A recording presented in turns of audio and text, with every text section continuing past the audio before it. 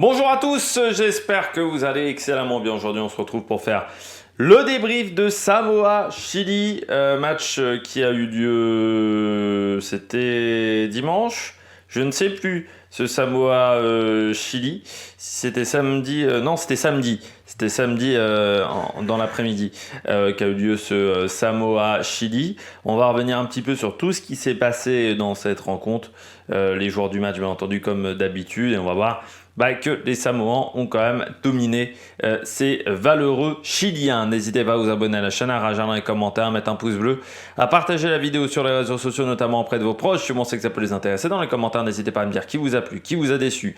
EPS 2.0, c'est sur les plateformes de podcast, Amazon, Deezer, Spotify, Google, TikTok, le débrief juste à la mi-temps, à la fin des matchs. Notamment on fera Italie-Uruguay en direct, ça sera mercredi dans l'après-midi.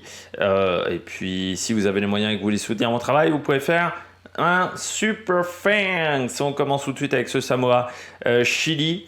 Un match, je me disais ça allait pas être si facile que ça pour les Samoa. Ils se sont pas forcément rendus la tâche facile, même si la fin du match est vraiment à leur avantage. En deuxième mi-temps, ils gagnent 43-10, mais ils auraient pu être encore plus prolifiques face à cette équipe chilienne qui a vraiment souffert en deuxième mi-temps. Et cette équipe du Chili,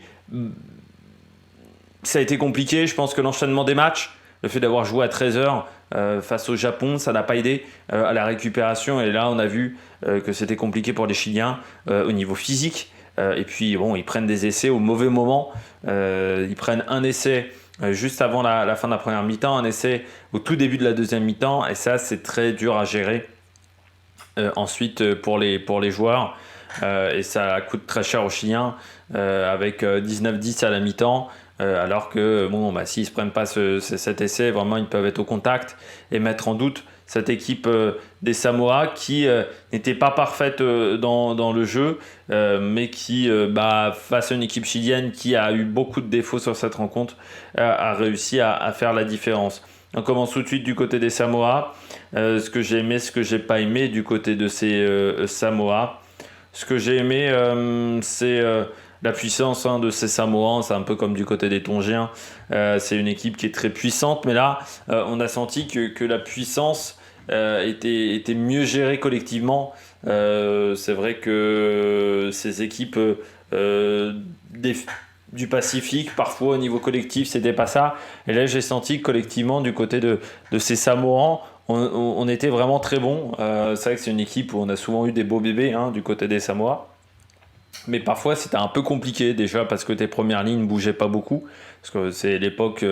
C'était les premiers les Samoans à avoir des premières lignes qui faisaient 135-140 kilos il y a 15 ans. Sauf que c'était des mecs qui avaient une vitesse d'exécution qui était absolument catastrophique. Et là maintenant, ils ont progressé dans ce domaine-là. Je trouve qu'il y a eu vraiment des choses très intéressantes du côté des Samoa, notamment au niveau des mauls. Ils en ont gagné 7 sur cette rencontre et pourtant les Chiliens sont pas mauvais dans ce domaine-là, mais on sent que du côté des Samoans ils ont dominé quand même beaucoup de secteurs dans le jeu. On voit notamment avec McFarland qui a fait 14 plaquages, notamment au niveau des statistiques individuelles, ils sont quasiment tout le temps devant les Samoa. Par contre, quelques petits désagréments. Moi, je pense notamment au grattage. Il y a eu pas mal de fautes du côté des grattages. Donc ils avaient tendance souvent à gratter, à plonger plus que gratter. Donc ça n'a pas plu à l'arbitre de la rencontre. Pas mal de cafouillage également dans le jeu offensif.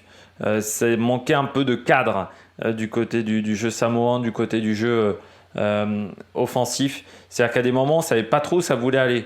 Je pense qu'en étant un peu mieux cadré, il y a peut-être 2 ou 3 tentatives d'essai qui auraient pu être beaucoup plus efficaces. Par contre, moi, ce que j'ai aimé, c'est la défense. C'est-à-dire les Chiliens ont eu très peu d'occasions d'aller chercher des points chez leur adversaire parce que les Samoans, défensivement, c'était très solide.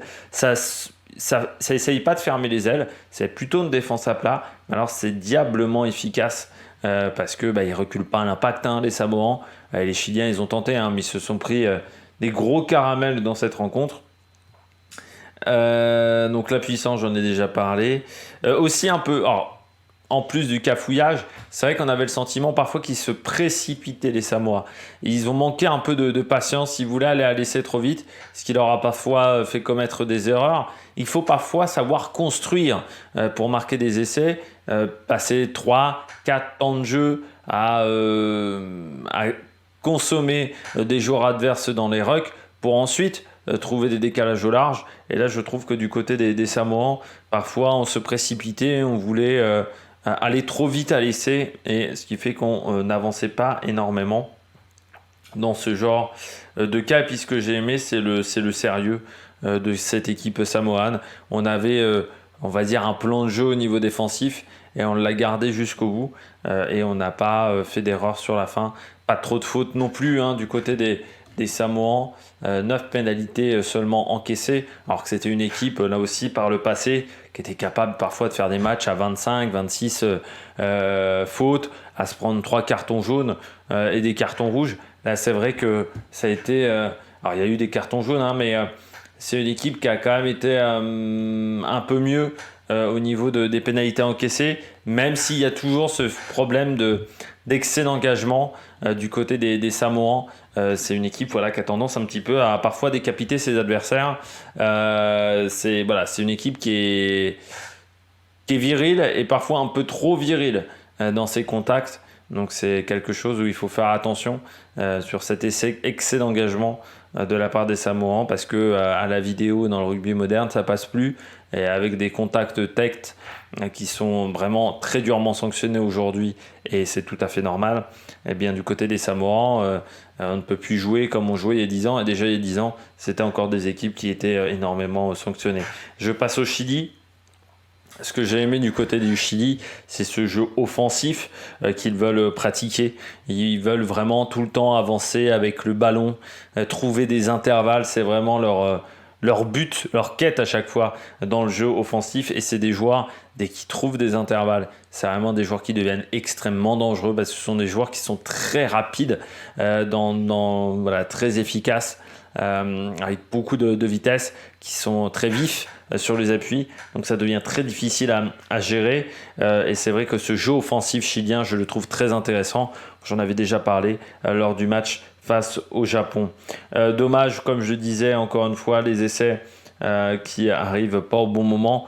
C'est avec un essai à la fin de la première mi-temps, un essai quasiment dès le début de la deuxième mi-temps, tu te plombes ton match, peut-être des erreurs de concentration, des erreurs de lucidité, parce que c'est vrai que physiquement ça a été compliqué pour cette équipe chilienne. On sent que vraiment en deuxième mi-temps, il n'y a pas beaucoup de ressources physiques, certainement dû au match de 13h, dans des conditions, je crois que les Chiliens et les Japonais ont eu le match avec les températures les plus élevées, et 5 jours pour se remettre de ce match, 5-6 jours, et ce n'était peut-être pas suffisant. Un manque de ballon, alors je trouve ça assez extraordinaire, parce que je pensais qu'ils avaient encore moins le ballon que ça.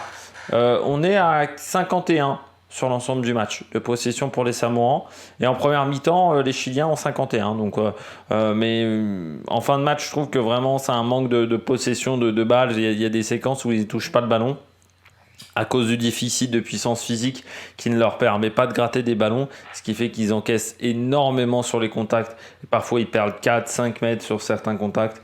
Donc ça, c'est un truc qu'il va falloir travailler également ces temps faibles, parce qu'en début de deuxième mi-temps, ils ont un gros temps faible, et là, ils prennent l'eau complet, et les grandes équipes savent gérer ce genre de situation. Et bien, eux, ils ont eu beaucoup plus de mal.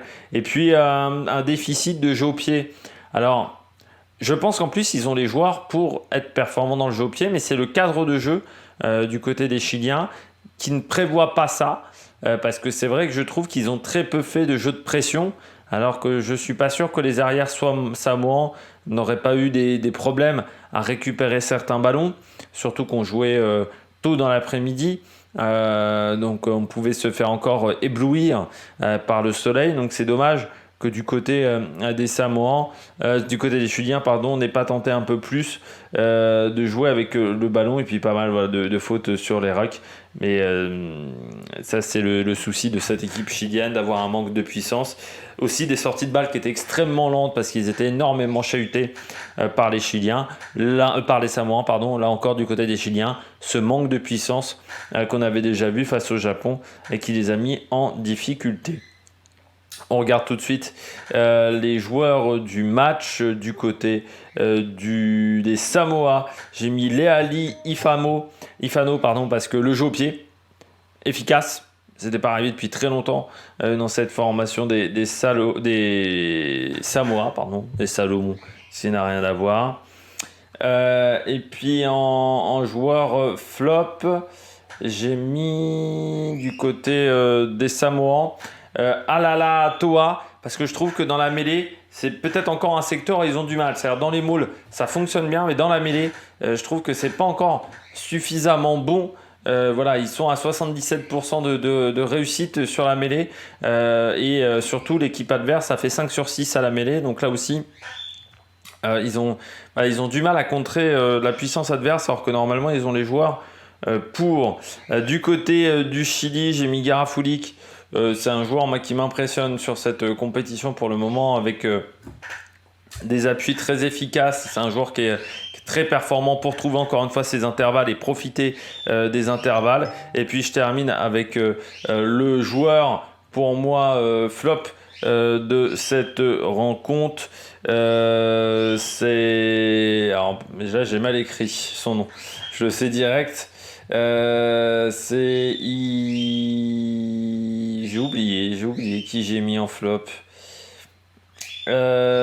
Qui j'ai mis en flop, dis-nous. Ah oui, si, je m'en souviens, parce que c'est un remplaçant, c'est pour ça que je le trouvais pas.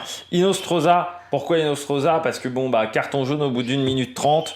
1 minute 30 seulement de jeu, là encore, tu as mis ton équipe en difficulté. Donc c'est dommage du côté de Inostroza de mettre son équipe en difficulté, d'avoir joué qu'une 1 minute 30. Ça peut te coûter ta place sur la suite de la compétition. Je rappelle que j'ai vu le match dimanche et qu'entre-temps, j'ai vu Angleterre-Japon, Australie-Fidji et non pas Irlande-Tonga, mais j'ai vu 2 matchs, plus la Formule 1, plus le cyclisme. Donc voilà, je me suis un petit peu emmêlé les pinceaux sur les joueurs du match. N'hésitez pas à vous abonner à la chaîne, à réagir dans les commentaires, à mettre un pouce bleu, à partager la vidéo sur les réseaux sociaux, notamment auprès de vos proches, si vous pensez que ça peut les intéresser. Dans les commentaires, n'hésitez pas à me dire qui vous a plu, qui vous a déçu. EPS 2.0, c'est sur la plateforme de podcast. N'hésitez pas à vous abonner. Puis nous, on se retrouve pour de nouvelles aventures sur la Mac Production. Ciao, ciao!